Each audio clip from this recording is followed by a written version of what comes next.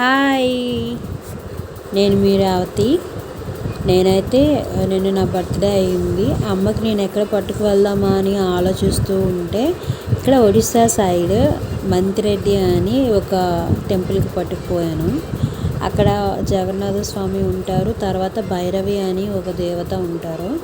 అక్కడైతే చాలా బాగుంది టెంపుల్. అయితే ఎంత అందంగా ఉందంటే మీరే చూడండి. మా అమ్మ అయితే ఎక్కడ పడితే అక్కడ ఫొటోస్ అయితే తీసుకున్నంత వరకు నేనైతే ఒప్పలేదు. అదైతే విసిగిపోయింది, అంతగా తినేసా. నెక్స్ట్ ఏంటంటే అక్కడ అంతా చాలా డీసెంట్గా ఉంటుంది. ఓన్లీ సండే మాత్రం చాలా ఎక్కువ మంది జనాలు ఉంటారు. నార్మల్గా అయితే ఎవరు ఉండరు. భైరవి అంటే చాలా పవర్ఫుల్ అని అక్కడ వాళ్ళు అందరూ అంటున్నారు. ఎవరు ఏది మనం కోరుకున్నా కూడాను తీర్చే మంచి దేవుడు అని అంటున్నారు. తర్వాత ఏంటంటే అండ్ ఇంకా చాలా అంటే చాలా ఉన్నది. ఇంకా మీకు లోపల ఎలా ఉంటుందో కూడా మీరు చూద్దురా.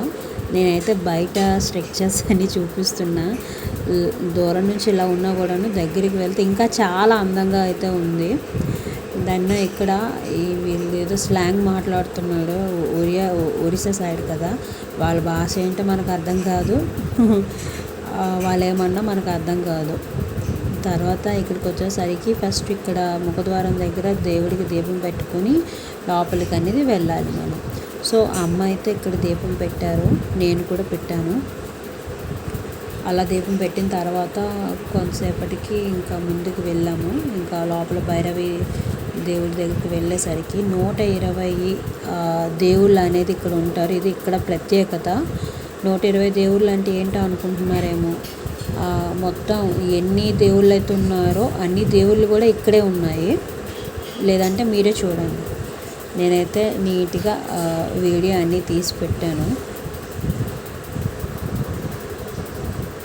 అంతేకాకుండా గుడి ప్రాంగణం మొత్తం చాలా విశాలంగా అయితే ఉంది. నేను ఏది కూడా సరిగ్గా ఫోటో అయితే తీయలేకపోయాను. చూడండి, ఇక్కడ నుంచి అనేది కొద్దిగా ఫాస్ట్గా మూవ్ చేస్తున్నాయి. ఎందుకంటే 120 దేవుళ్ళని మనం దర్శించుకోవడం అంటే అది చాలా లాంగ్ వీడియో అయిపోతుంది. ఇప్పటికే చాలా పెద్ద లాంగ్ వీడియో అయిపోతుంది కాబట్టి సో నేను అలాగా మూవ్ చేయాల్సి వచ్చింది. తర్వాత ఏంటంటే ఇక్కడ ప్రతి ఒక్క దేవుడి పేరు అనేది హిందీలో మరియు ఒడియాలో పెట్టారు. నాకైతే హిందీ ఒడియా రెండు సరిగ్గా రాలేదు. హిందీ అయితే కొంచెం చదివాను, అమ్మకు కూడా అర్థమైనట్టు చెప్పాను. కానీ ఇంకా ఫ్లూయెంట్గా అయితే నాకు హిందీ సరిగ్గా రాదు. అట్లీస్ట్ ఇంగ్లీష్ పెట్టుకున్నా బాగుండేమో అనిపించింది. ఏది పెట్టలేదు. ప్రతి దేవుడు అంటే ఇక్కడ అన్ని దేవుళ్ళు ఉంటాయి, ఏ ఒక్క దేవుడు లేదని లేదు. కొంతమంది ఈ దేవుడి దగ్గరికి వెళ్ళిన ఇన్ని ఉన్నాయని నేను ఎక్కడ చూడలేదు. ఇది చాలా బాగుంది. నాకు తెలిసి చాలా లాంగ్ అండి. ఇంచుమించు ఆ దేవుడికి మనము పూజ చేసి చూసి వచ్చేసరికి ఒక 1 hour పట్టేస్తుందేమో, అంతగా ఉంటుంది. నాకు తెలిసి మీరు ఎవరితోనే వచ్చినప్పుడు హిందీ తెలిసిన వాళ్ళు వస్తే బెటర్ ఇక్కడికి, హిందీ అయినా ఒడియా అయినా. ఎందుకంటే అక్కడ దేవుళ్ళు కొంతమంది తెలియట్లేదు.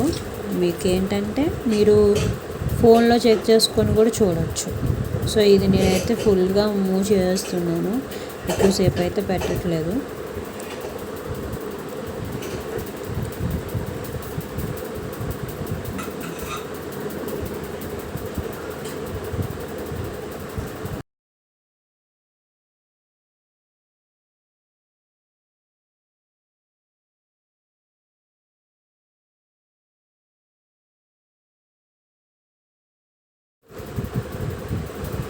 ఇంకా చూడండి ఇగో ఇది లాస్ట్ అండి. ఓకేనా.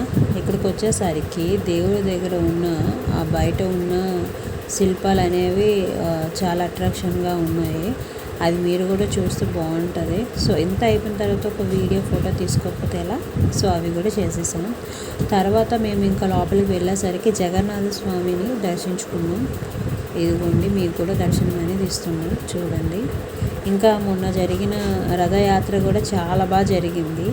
సో మేము అక్కడి నుండి వచ్చేసిన తర్వాత భైరవి అని తల్లి దగ్గరికి వచ్చాము. ఈవిడ చాలా పవర్ఫుల్ అంటే చాలా పవర్ఫుల్ అంటండి. అక్కడ వాళ్ళందరూ నమ్ముతున్నారు. అక్కడ ఏంటంటే ముడులు ఏవైనా కోరికలు కోరుకున్న తర్వాత ముడులు ఏమైనా ఉంటాయి కదా, ఆ ముడుపుని చెల్లించాలి అని అంటే కోరుకున్న తర్వాత అయినా ముడుపు చెల్లించవచ్చంట, కోరిన తర్వాత కూడాను అదే జరిగిన తర్వాత కూడా ముడుపు చెల్లించవచ్చంట. సో అక్కడైతే చాలా ఇలాంటివి చాలా ఉన్నాయి. మీకు ఈ దేవుడి దర్శనం అనేది కూడాను మీకు నేను చాలా సీక్రెట్గా ఇప్పించుతున్నా, ఎందుకంటే అతను వద్దనిసారు. అలా చేయడం తప్పు నాకు తెలుసు, బట్ అందరి దృష్టిలో పడాలి కదా అని నేను ఇలా చేయాల్సి వచ్చింది. ఏమైనా అంటే తప్పుగా అనుకోకండి. ఇంకా చూడండి, ఇంకా అక్కడికి వెళ్ళేసరికి దేవుడి పూజ అయితే అవుతుంది. ఇంతే. Thank you.